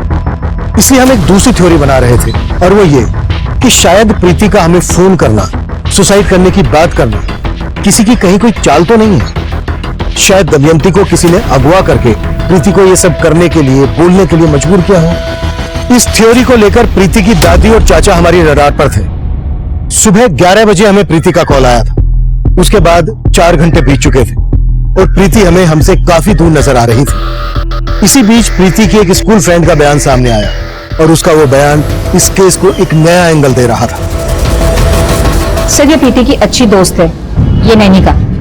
आप इसके साथ बात कर सकते हैं। हाँ सर, मैं प्रीति को बहुत अच्छे से जानती हूँ और आई डोंट बिलीव कि प्रीति अपने मदर के साथ ऐसा कुछ कर सकती है। वो अपनी माँ के बारे में कभी कुछ गलत नहीं सुन सकती थी सर। और एक बार तो ज्योत्सना ने भी उसकी माँ के बारे में उसे कुछ कहा था। अच्छा, ज्योत्सना के अलावा प्रीति का किसी और से कोई इशू या प्रीति का कोई बॉयफ्रेंड वगैरह? नहीं सर, प्रीति का कोई बॉयफ्रेंड वगैरह नहीं था। लेकिन एक बात है सर जो मैं आपको बताना चाहती हूँ। कैसी बात?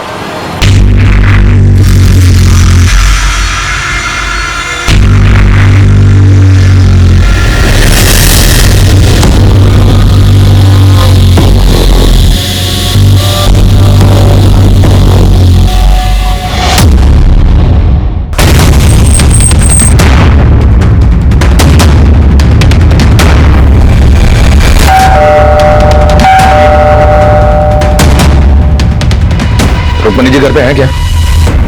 जी हाँ सर, मेरे बेटे को हार्ट अटैक जरूर आया था, लेकिन हार्ट अटैक दिलवाया भी जा सकता है। मेरे को लगा रेवती ने ही खाने में कुछ मिला के दर्शन को दे दिया होगा सर। लेकिन ऐसा कुछ भी साबित नहीं हुआ था, और रेवती को घर से निकाल के उसे अपने प्रॉपर्टी से बेदखल ही नहीं किया, बल्कि आपकी बातों का उसके दिलो दिमाग पे ऐसा असर हुआ कि वो भी अपनी मां पे शक करने लगी। हो सकता है कि आपने उसे बरगलाया, हो सकता है कि आप लोगों का भी रेवती के मर्डर में हाथ हो। अब ये क्या बोल रहे हैं सर? अरे प्रीति खुद बोल रही है कि ये क्राइम उसने किया है और इसी वजह से वो सुसाइड करने वाली है। हाँ सर, आप उल्टा हम पे आरोप लगा रहे हैं। प्रीति को छोड़ और चुपचाप ये बता, दमयंती को कहां गायब कर दिया? हाँ, आप ऐसे हम पे शक नहीं कर सकते हैं। और रही बात रेवती भाभी के हिस्से की, तो आपको एक बात साफ कर दूं, दर्शन नाना ने अपनी मौत के पहले ये घर तक गिरवी रख छोड़ा था। चुनाव लड़ने का शौक था उनको, और एमएलए की टिकट की लालच में सर उन्होंने लाखों रुपए बाहर से उधार लेकर पार्टी को दान दे दिया था। लेकिन सर उसके पहले उनकी मौत हो गई और रेवती भाभी को देने के लिए कुछ नहीं था उनके पास। और दर्शन अन्ना अपना तो क्या सर, मेरे हिस्से तक का पैसा डुबो बैठे हैं। और सर आपको तो पता कि पार्टी वाले किसी का पैसा लेने के बाद वापस तो करते नहीं है। ये एमएलए का टिकट कौन सी पार्टी दे रही थी उन्हें? प्रीति का बाप मेरी पार्टी का कार्यकर्ता था। मैं किसी भी हाल में फंसना नहीं मांगता है। कुछ भी हो जाए, इस सबका मेरी पार्टी की छवि पर कोई बुरा असर नहीं होना मांगता है।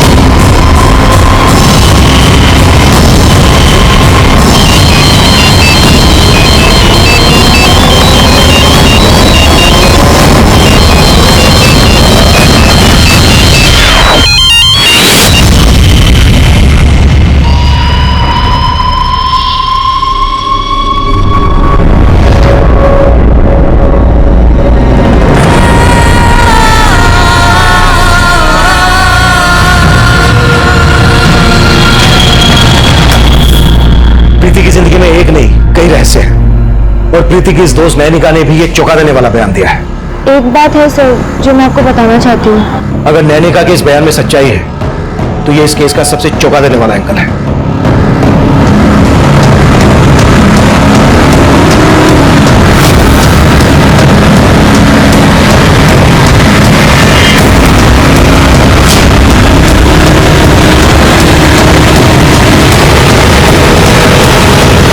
सुनो, ये इस लड़की को देखा है? हाँ सर, ये लड़की हमारे साथ बस में थी। अब कहाँ है वो? सर उसने नारेकल का टिकट लिया था लेकिन बस थोड़ी देर के लिए तिलक नगर में रुकी थी और वो लड़की वहीं पर उतर गई थी और फिर वापस चढ़ी नहीं। सारा तिलक नगर छान मारो, हमारे पास टाइम बहुत कम है। क्विक।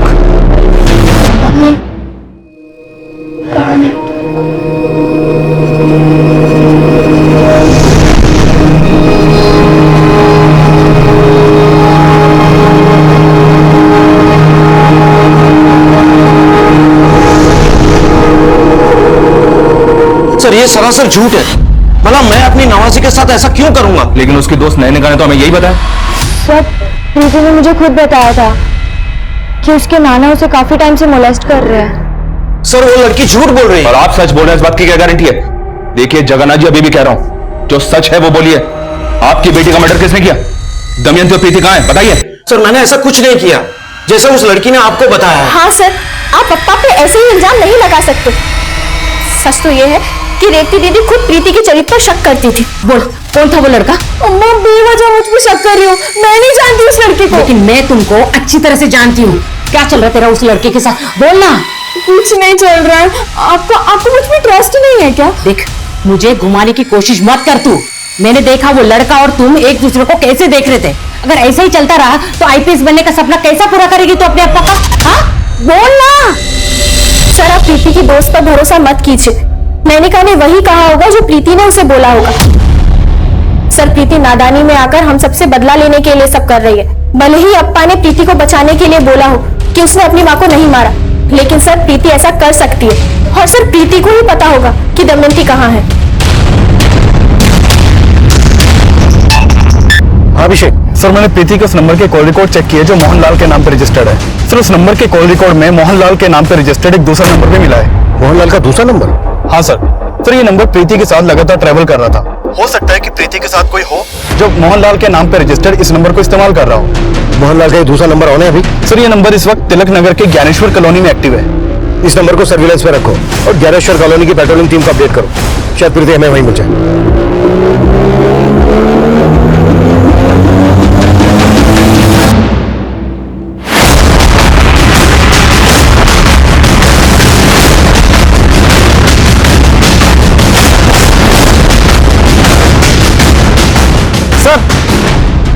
सर इस बिल्डिंग में गई थी।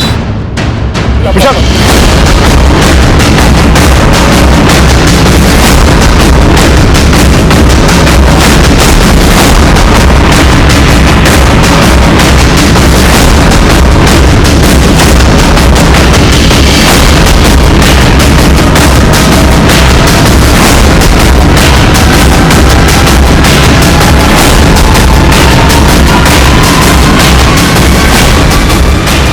सर ये देखिए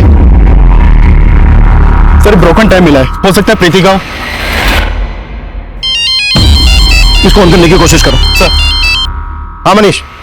सर मैंने प्रीति के कजिन मोहन से इंक्वायरी की तो उसने बताया कि प्रीति अपने पास एक दूसरा मोबाइल भी रखती थी और इसके बारे में घर में किसी को कुछ नहीं पता था।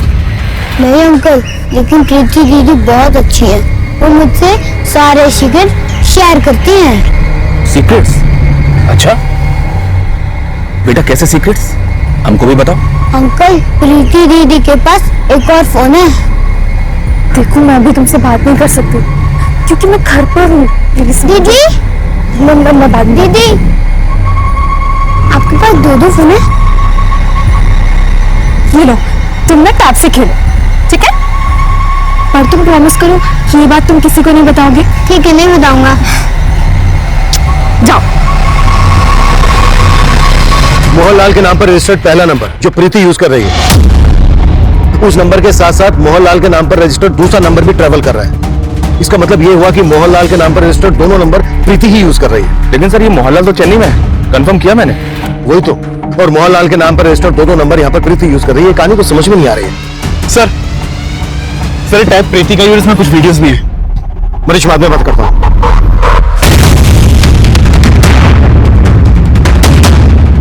अब तक जो हम इस केस की थ्योरी मानकर चल रहे थे, उसके अलावा भी इस केस में कई एंगल हैं। हेलो, ओके सर, मोहनलाल का जो दूसरा नंबर है वो अभी अमरेली में एक्टिव हुआ है। Move, come fast, move. देखो, दमयंती को कुछ मत करो, मैं आ रही हूँ।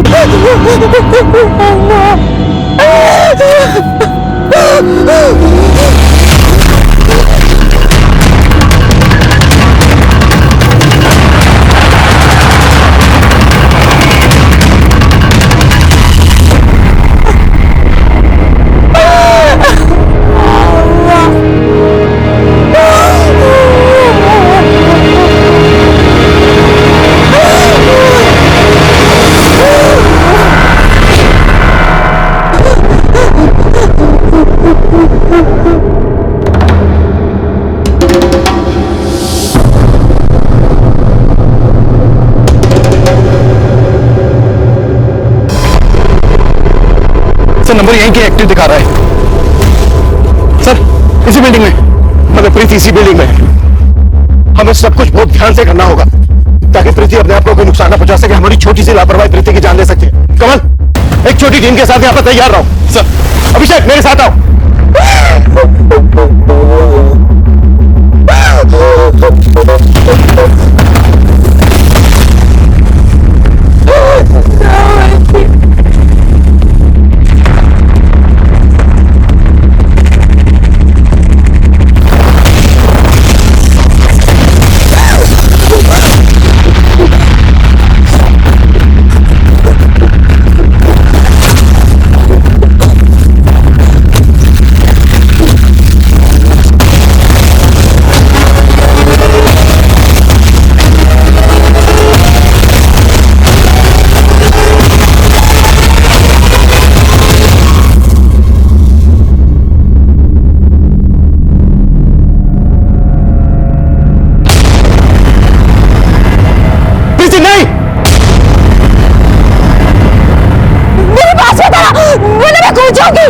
ओके बेटा, हम आपके पास नहीं आ रहे, लेकिन बेटा ये कदम ठीक नहीं है। देखो, हमें पता चल गया है आपके साथ क्या हुआ है। नहीं सर, आप कुछ नहीं जानते, और अब आप मुझे नहीं बचा सकते। अगर आप कुछ कर सकते हो तो मेरी बहन दमयंती को बचा लीजिए सर। हम आपकी बहन दमयंती को बचा लेंगे, कुछ नहीं होगा उसे, आई प्रॉमिस यू। लेकिन बेटा ये नहीं, बस आप मेरी बहन दमयंती को बचा लीजिए सर।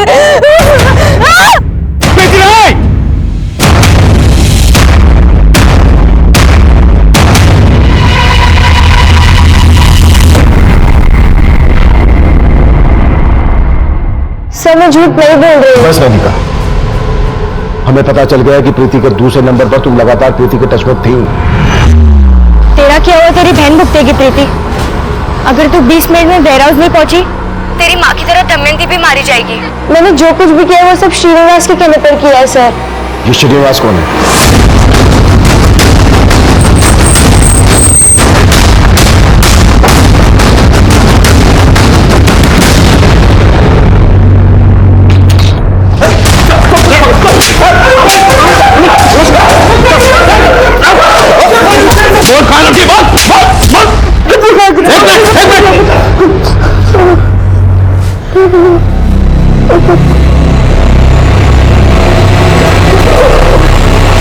लड़कों के पास से नैनिका का भी वैसे वीडियो मिला है जैसा वीडियो में प्रीति के टाइम में मिला था। मतलब नैनिका सच बोल रही है? सर, वो लड़के मुझे भी ब्लैकमेल करते थे, इसलिए मुझे वो सब करना पड़ा जो उन्होंने मुझसे कहा था। और सर सिर्फ इतना ही नहीं, उन लड़कों के मोबाइल, लैपटॉप और पेन ड्राइव्स में नैनिका और प्रीति जैसी कई और भी लड़कियों के फोन वीडियोस हैं। मुझे लग रहा है ये एक बहुत बड़ा एक्सेस है। इसके लिए हमें प्रीति का भी बयान लेना होगा। कैसी है वो? प्रीति नहीं!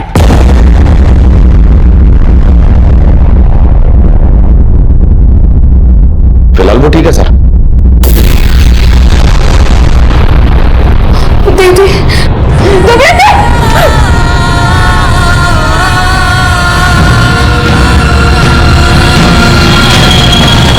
जब मैं स्कूल में फर्स्ट आई थी तो मुझे टैब प्राइज में मिला था, तब मुझे इसे यूज तक करना नहीं आता था। मोनिका ने मुझे सिम अरेंज करके दिया और फिर उसने मुझे फ्रेंड्स बुक के बारे में बताया और फिर एक दिन मुझे श्रीनिवास ने फ्रेंड रिक्वेस्ट भेजी, फिर हम फ्रेंड्स बुक पर चैटिंग करने लगे। प्रीति मुझे अपना सच्चा दोस्त समझने लगी थी और एक दिन मैंने उसे कॉल किया और मिलने के लिए बुलाया। फिर मैं अपने दोस्तों को लेकर खुद से रेप किया सर। उन्होंने मेरा रेप ही नहीं किया, बल्कि वीडियो भी बनाया। उन्होंने मुझे धमकी दी थी, अगर मैंने ये बात किसी को बताई तो वो मेरा वीडियो वायरल कर देंगे। उन्होंने मुझे मजबूर कर दिया। आज उनके साथ सोने तेरे को। उनसे डर के मैं रोजाना इसके बदले उनसे पैसे लेते। इतना सब कुछ हुआ तुम्हारे साथ, तुमने ये बात अपनी फैमिली को क्यों नहीं बताई? उनको बताने का क्या फायदा था सर, वो तो पहले से ये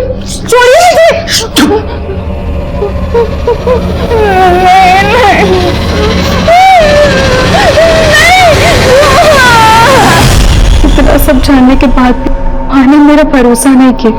प्रीति, तुमने हमसे ये क्यों कहा कि तुमने कोई क्राइम किया है? मेरा क्राइम यही है कि मैंने उन लड़कों के कहने पर गलत काम किया। तुमने क्राइम नहीं किया, क्राइम तो उन लोगों ने किया है। प्रीति की माँ को तुम लोगों ने मारा था ना? हाँ सर। जब हमने देखा कि प्रीति सुसाइड की बात कर रही है तो हम सब डर गए थे। हमें लगा अगर आप उस तक पहुंच गए तो हम सब मर जाएंगे, इसलिए सर हम प्रीति को ब्लैकमेल करने के लिए उसके घर गए। क्या तेरी बेटी? हाँ मरना चाहती है वो? अयो उससे पहले तू मर।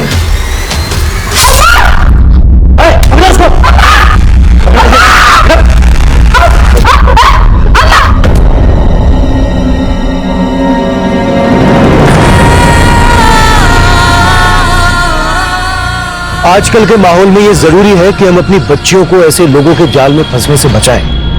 हमारे कहने का मतलब ये बिल्कुल नहीं है कि हम अपने बच्चों की जिंदगी में जरूरत से ज्यादा इंटरफेयर करें, लेकिन हमारा ये फर्ज बनता है कि हम अपने बच्चों को सही और गलत इंसान की पहचान करवाएं। प्रीति, नैनिका या इनके पेरेंट्स पहले ही हमारे पास आए होते तो इन अपराधियों का हौसला इतना नहीं बढ़ा होता। इस केस का ये दयनीय असर आज भी कोमाची में बरकरार है। ये गंभीर मुद्दा है, इस पर हम सबको एक बार सोचना चाहिए। अब मैं अभिमन्यु जिंदल आप लोगों से विदा लेता हूं। आपसे फिर मुलाकात होगी एक नए केस के साथ। देखते रहिए क्राइम पेट्रोल 10 तक। मकसद बताना नहीं, बचाना है। इस तरह के और भी एपिसोड देखने के लिए हमारे चैनल को सब्सक्राइब करें और बेल आइकन दबाना ना भूलें।